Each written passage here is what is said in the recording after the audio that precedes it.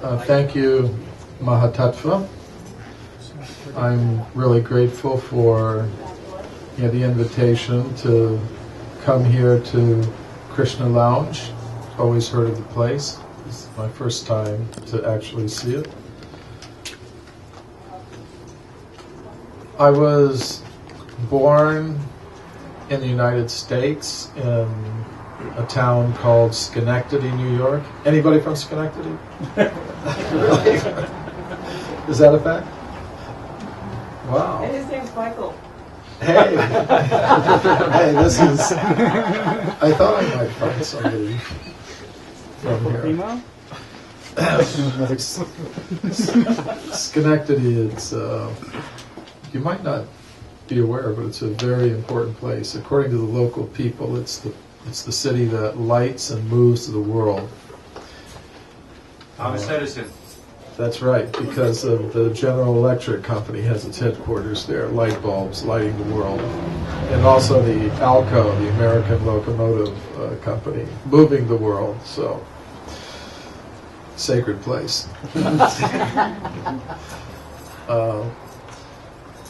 But I went to high school and to university, and in the years of my education I learned pretty much the standard ideas about the origin of life and the universe, the origin of our human species, pretty much the Darwinian ideas, that life came from chemicals, that human beings evolved from apes, that human beings like us have only existed for a short period of time on this planet, maybe 100,000 or 200,000 years, and before that there weren't any humans like us. But then, as I pursued my path, my search for truth, I was gradually led into the practice of bhakti yoga. I had a big desire to go to India somehow or other. I think it must be from some past life that I practice bhakti yoga. And in this life I was automatically drawn to it when it came to my attention for some reason. And as I got more and more deeply into bhakti yoga, I started studying the ancient Sanskrit texts and hearing them from my guru and studying them on my own. And in them, I learned lots of different ideas about the origin of life and the universe, the origin of the human species, things quite different than I learned from my teachers in high school and university. I learned that according to the ancient Sanskrit writings, humans have been present since the very beginning of the history of life on Earth. I learned that human beings didn't evolve from apes or ape men. I learned that life did not come from chemicals. Life has its own existence. Life can only come from life, not from chemicals. So, part of bhakti yoga means using your talents and abilities for some higher cause. So I always had some ability for writing. Actually, my mother tells me when I was 2 years old, she would give me alphabet soup. And she said I wouldn't eat it, I would just spell out words in a bowl.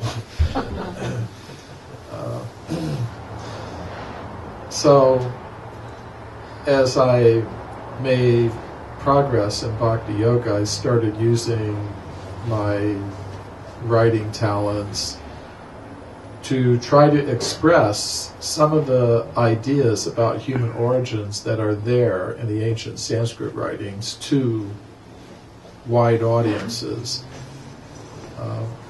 I started doing some research because I thought, okay, say these ancient Sanskrit writings, they say humans have always been present on Earth. And then in my textbooks in high school and university, I learned, no, human beings evolved from apes and they came into existence about 100,000 or 150,000 years ago. So I thought, Well, is that what's really true? Is what the ancient Sanskrit writings really true, or is it just some mythology? So I started doing research into the history of archaeology because I want to see, is there really any evidence that human beings have been present on Earth for millions and millions and millions of years, and that we didn't come from ape men or chemicals or monkeys, that we've always been here and we're here for a purpose that we're meant to achieve. We're not just some cosmic accident. We're here for a purpose and we're meant to achieve it. So I started looking into the whole history of archaeology. The first place I started was the textbooks. But in the textbooks, I didn't find any evidence for extreme human antiquity. I just found the evidence that went along with the current theories, the theories that are taught in the high schools and universities. But then I decided, well, let me look beyond the textbooks. Let me look at the original scientific reports of original investigators published in professional scientific journals. And when I started doing that, I was amazed to find that many scientists have made discoveries showing that human beings have been here for millions and millions and millions of years on Earth. And this evidence takes the form of human bones, human artifacts, human footprints that are many, many millions of years old, older than most scientists now think possible, according to their theories. And this evidence was also consistent with the ancient Sanskrit writings.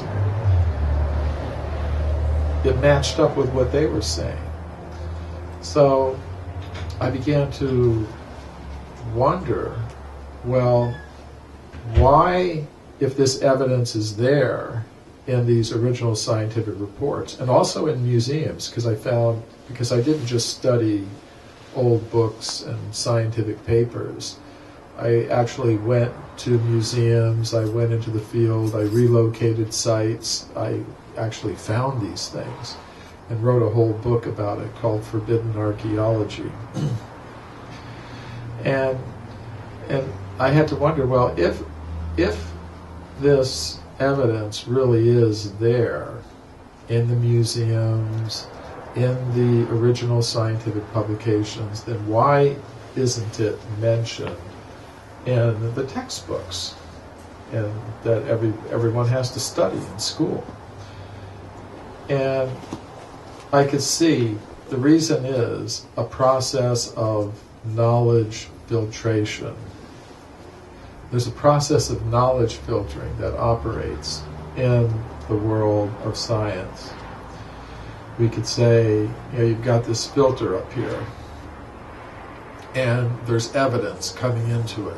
And what this filter represents is the dominant theories in the scientific world. Like one of them is the Darwinian theory of human evolution, for example. So if there's reports of evidence that go along with that theory, with the ideas that most scientists have, it passes through this filter very easily, and that means students will read about this evidence in their textbooks. People will hear scientists talking about it on television programs, on PBS, things like that. Or if they go to the local museum of natural history, they'll see these things on display. But if you've got evidence that radically contradicts these accepted ideas, it tends to get filtered out. And that means it isn't spoken about. It's not displayed. It's not put into the textbooks. So that people think, when they open up a textbook, well, here's all the facts, here's the theories, the facts support the theories support the facts, it must be true. Seems pretty logical, but the problem is people aren't getting all the facts because the facts are being filtered. They're only getting the facts that go along with the theories that the powers that be want them to believe in.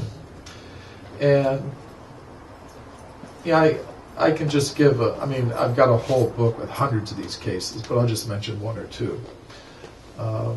There's the case of the California gold mine discoveries. Like, we're here in California, so I thought I'd mention that one. In the 19th century, gold was discovered in the mountains of California, so the miners went there to get the gold, and they dug tunnels into the sides of mountains in the Sierra Nevada mountains. And deep inside these tunnels, the miners were finding human skeletons, human artifacts, stone tools, and weapons in layers of rock that modern geologists say are about 50 million years old. So this was evidence for a human presence 50 million years ago. According to the current theories, there shouldn't have even been any apes or monkeys at that time. So all these discoveries were collected by Dr. Whitney, who was the chief government geologist of California. Mount Whitney is named after him. And he wrote a big report about these discoveries that was published by Harvard University in the year 1880. But we don't hear about these things anymore today. I mean, we hear about all kinds of other things that were discovered at the same time that support the evolution theory, but because this evidence didn't support the evolution theory, it was forgotten. There was a very influential scientist who lived at the same time as Dr. Whitney. His name was William Holmes, and he was an anthropologist working at the Smithsonian Institution in Washington. And he said, if this Dr. Whitney had understood the theory of human evolution, he wouldn't have published that report. Wow. Because he should have known it can't possibly be true because it contradicts the theory. So for the it should just be forgotten, and that's what happens. And if this happened just once or twice, maybe it wouldn't be so bad. But as I've shown, it's happened hundreds of times, so that there are huge amounts of evidence that have been filtered out, and people don't know about it. And it kind of goes on even up to the more recent times. There's a geologist I know named Virginia Steen McIntyre. And when she first got her PhD in geology, she immediately became like a rising star in her profession. She was getting all kinds of grant money. She developed a new dating system, not for dating, but for telling how old rocks are. Clear. Important. Yeah. And she was a rising star in her profession. But then she was called to Mexico to date an archaeological site there, where some archaeologists had found some stone tools and weapons, and they wanted to know how old are these things. So she went down there with her colleagues, and they used 4 methods to date this site, and they came up with an age of 300,000 years. And the archaeologists said, that's impossible, we can't accept that.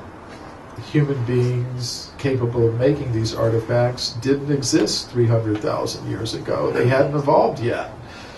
So they just refused to publish the age for the site given by their own hand-picked team of geologists. So Virginia Steen McIntyre then, she was very upset by that. I'm just doing my science. I don't care if it contradicts your theory. This is what the facts are saying. And she independently published the age for the site. But then when she did that, her career as a geologist was just finished, because she had dared to publish something that contradicted the Darwinian theory of human evolution. And